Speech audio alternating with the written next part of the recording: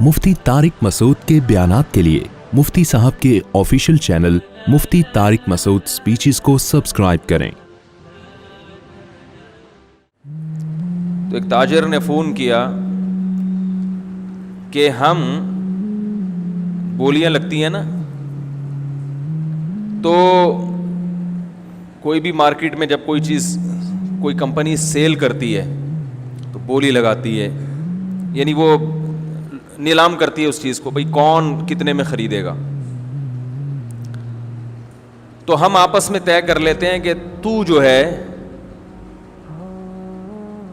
اتنی قیمت لگانا اور میں اس سے کم لگاؤں گا، تاکہ وہ میرے سے مجھے بیچنے کے بجائے آپ کو بیچ دے۔ بات آ رہی ہے سمجھ میں؟ یعنی پہلے سے مکمکا کر کے بیٹھے ہوئے ہوتے ہیں خریدار کہ میں اس چیز کی قیمت کم لگاؤں گا تاکہ مجھے نہ بیچے اور وہ آپ کو بیچنے پر مجبور ہو جائے۔ اس کا میں آپ سے کمیشن لوں گا۔ بات آ رہی ہے سمجھ میں؟ بھائی 10 آدمی پہنچے، ایک چیز نیلام ہو رہی ہے اسے خریدنے کے لیے، یہ کم قیمت لگا رہے ہیں کیونکہ ان کا ارادہ خریدنے کا نہیں ہے، بلکہ ان کا ارادہ یہ ہے کہ کچھ لوگ تو کٹے نا اور ہم اس کے حق میں کیا ہو جائیں، دستبردار ہو جائیں۔ اس کا کمیشن لوں گا میں اس سے۔ شرعاً جائز ہے یہ؟ میں نے کہا جائز نہیں ہے۔ کس بات کا کمیشن لے رہا بھائی تو؟ کوئی تو ہی نہیں بنتا اس کمیشن کا، اس کی چیز ہے وہ آگے جتنے میں فروخت کرے۔ رسول اللہ صلی اللہ علیہ وسلم نے نجش سے منع کیا۔ وہ یہی ہوتا ہے کہ آپ بولی میں شریک ہوتے ہیں، آپ کا ارادہ خریدنے کا نہیں ہوتا، بس ریٹ کو ایک حد تک لانے کا ارادہ ہوتا ہے۔ یہ آپ دھوکہ دے رہے ہیں بیچنے والے کو۔ آپ جب ریٹ لگا رہے ہیں یہ چیز میں 1000 کی لوں گا، آپ کا ارادہ نہیں ہے، وہ یہ سمجھ رہا ہے کہ 1000 میں واقعی ایگری ہے لینے کے لیے، آپ کا مقصد ہوتا ہے کم ریٹ تاکہ زیادہ والے کو بیچ دے وہ، تو یہ دھوکہ ہے۔ اور یہ مارکیٹ میں ہول سیل کے حساب سے یہ دھوکہ ماشاءاللہ پبلک بولو نا بھائی دے رہی۔ تو کہنے لگے اس کا تو فائدہ بائر کو جا رہا ہے، جو بیچنے والا ہے اس کو فائدہ ہو رہا ہے۔ بائر بیچنے والے کو کہتے ہیں، خریدنے والے کو کہتے ہیں؟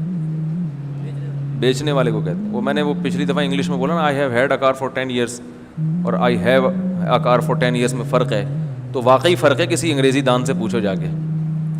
اس پہ بعض لوگوں نے کہا وہ فور پہ زیادہ زور دے رہے ہیں کہ فور ہی استعمال ہوگا، تو میں فور یا سنس کا مسئلہ نہیں ہے، وہ تو مجھے بھی پتا ہے سنس کہاں استعمال ہوتا ہے، فور کہاں استعمال ہوتا ہے۔ مسئلہ یہ ہے کہ میرے پاس ایک کار 10 سال سے ہے، اس کے لیے آئی have a car for 10 years کا جملہ غلط ہے، سمجھ رہے ہیں؟ میرا جو فوکس کر رہا ہوں میں ہیو ہیڈ اور ہیو کے استعمال کو، میں یہ مقصد کوئی شعبہ مجھے تو فارغ آدمی ہوں میں انگلش میں، لیکن میں بتا رہا ہوں کہ جو ہمارے بہت سے پڑھے لکھے بھی کیا ہیں، فارغ ہیں، یہ کہنے کا مقصد ہے۔ اور سسٹم کی وجہ سے، ایسا نہیں کہ لوگوں میں صلاحیت نہیں ہے، سسٹم بیڑا غرق کر رہا ہے، تعلیم ہے ہی نہیں، تو وہ فور پہ لوگ زور دے رہے ہیں، فور کے بجائے فور ہی آئے گا، سینس نہیں آئے گا۔ وہ تو مجھے پتا ہے سینس اور فور میں کیا فرق ہوتا ہے۔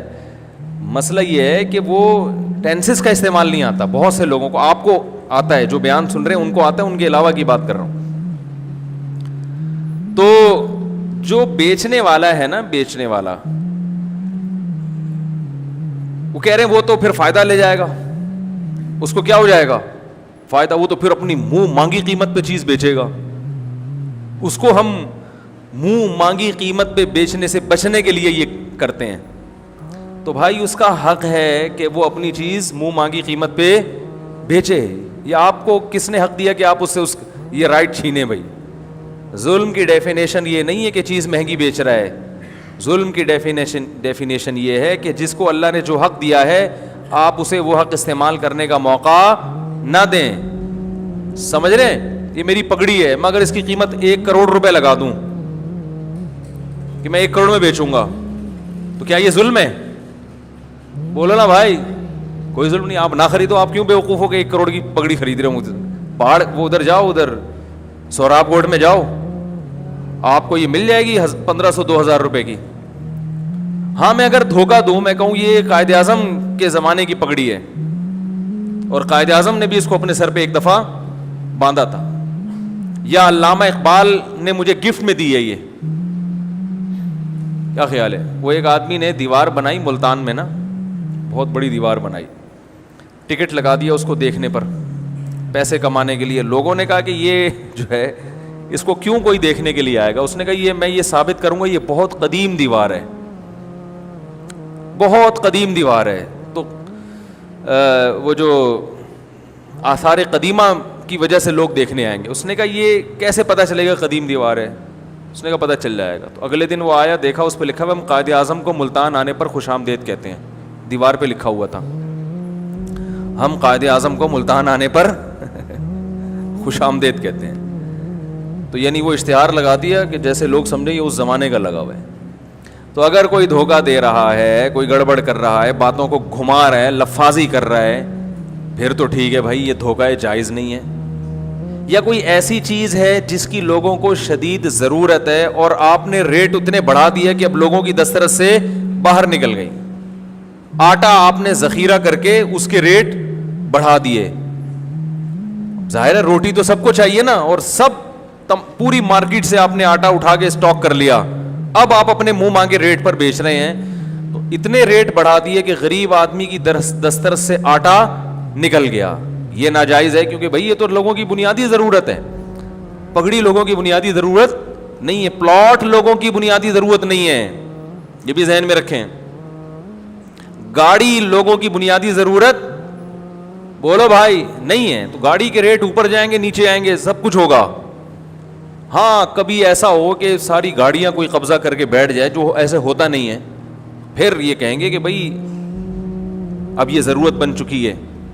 تو ظلم کی ڈیفینیشن یہ ہے جس کو اللہ اس کے رسول نے ظلم کہا ہو وہ ظلم ہے. آپ کسی کو اس کا جائز حق استعمال نہیں کرنے دیتے تو یہ کیا کہلائے گا؟ ظلم کہلائے گا. تو میں نہیں بیچ رہا اپنی پگڑی 1 کروڑ روپے میں, آپ بے فکر رہیں.